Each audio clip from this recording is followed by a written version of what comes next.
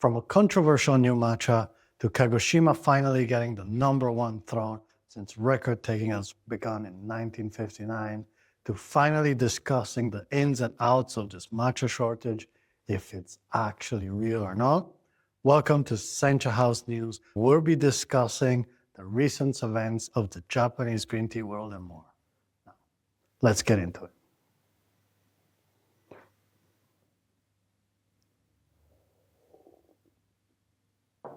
So the recent TikTok mill around the matcha world has been featuring a lot of this Poda matcha, which has been creating a lot of rumors and controversy because of its marketing style and communication of its Kickstarter campaign, where it's basically dismissing everything of traditional and everything that matcha has been representing until now and saying it has found this great new solution in this tube-based matcha, which it guarantees the best fresh taste, the best result of matcha, wherever you go with the most ease.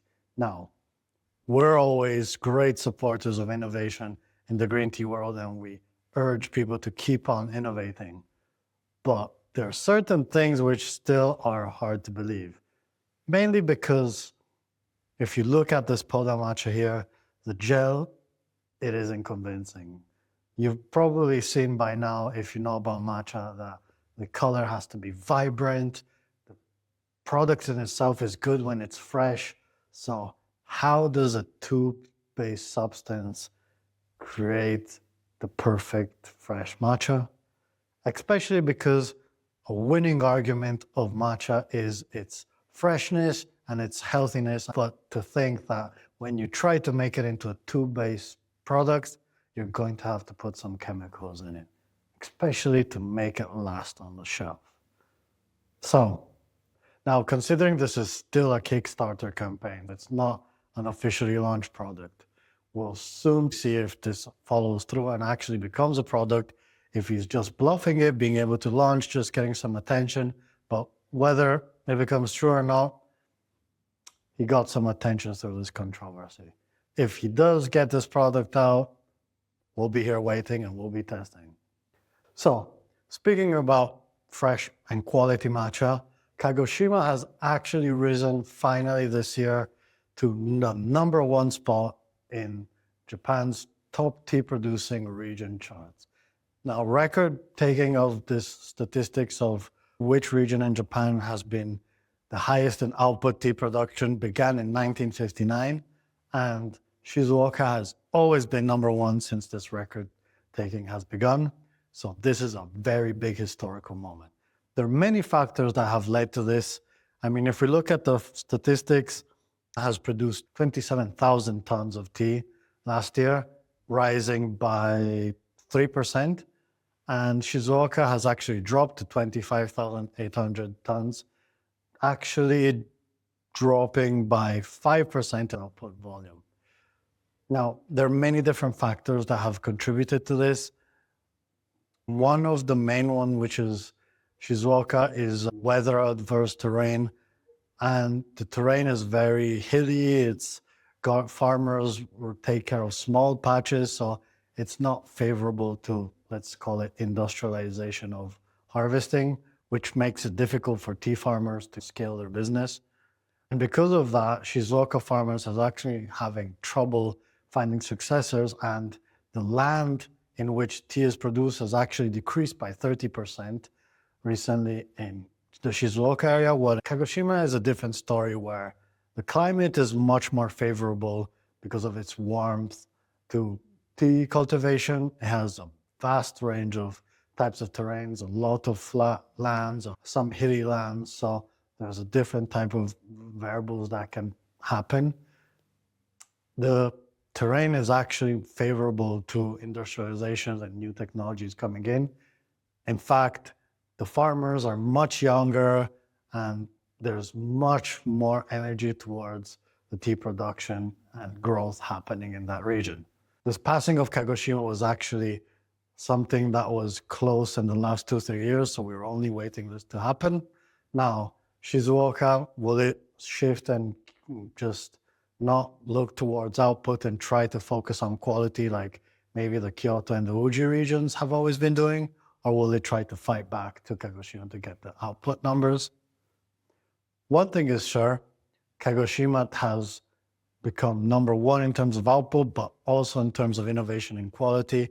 And our partner, Ikeda, is from Kagoshima, so we're proud that this has happened. And Ikeda is actually one of the very few companies in the area to also have a matcha factory. So we're running strong and supporting our partner and hoping he grows with Kagoshima as well.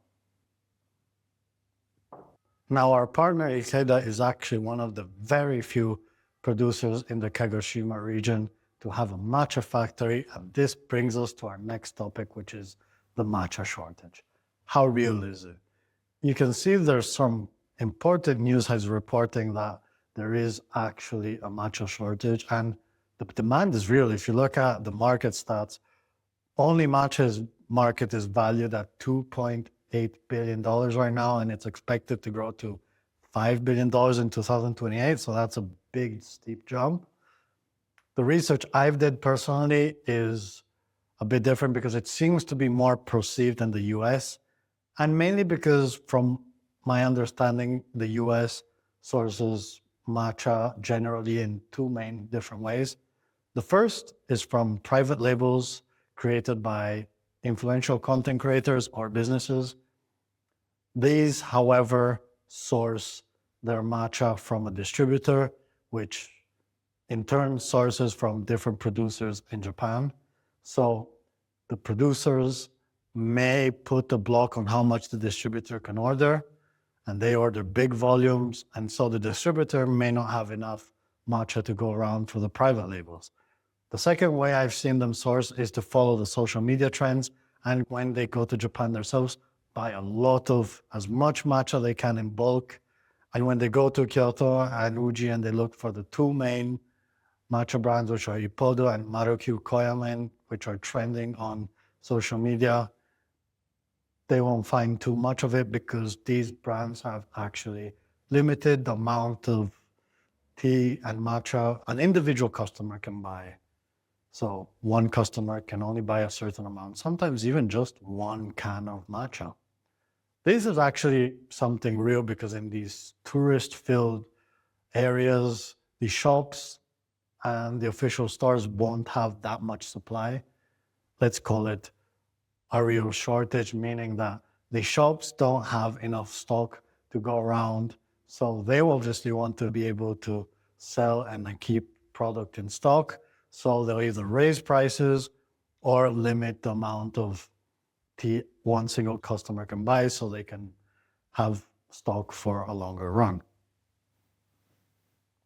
So now this part is actually true because, as I've said, the brands and the stores have actually limited the number of matcha single customer, these main important stores, or they've actually run out of stock. But the thing is, it's not like there's only those 2 or 3 main brands that produce high quality matcha.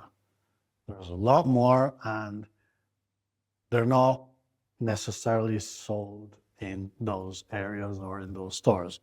I mean, if you take in case our specific scenario, our partner Ikeda doesn't sell particularly in Kyoto and the Uji regions because as a producer, they do also supply some of these other producers with tea leaves, so there's like this non-competition mutual agreement that they have. So if you head to Kagoshima, actually, you'll be able to find matcha. And one recent example is that in terms of today, April 15th, I've recently ordered a couple of weeks ago some cases of matcha, and it has arrived with no problems in 2 weeks' time. So actually, the shortage is perceived, I think, in those main channels.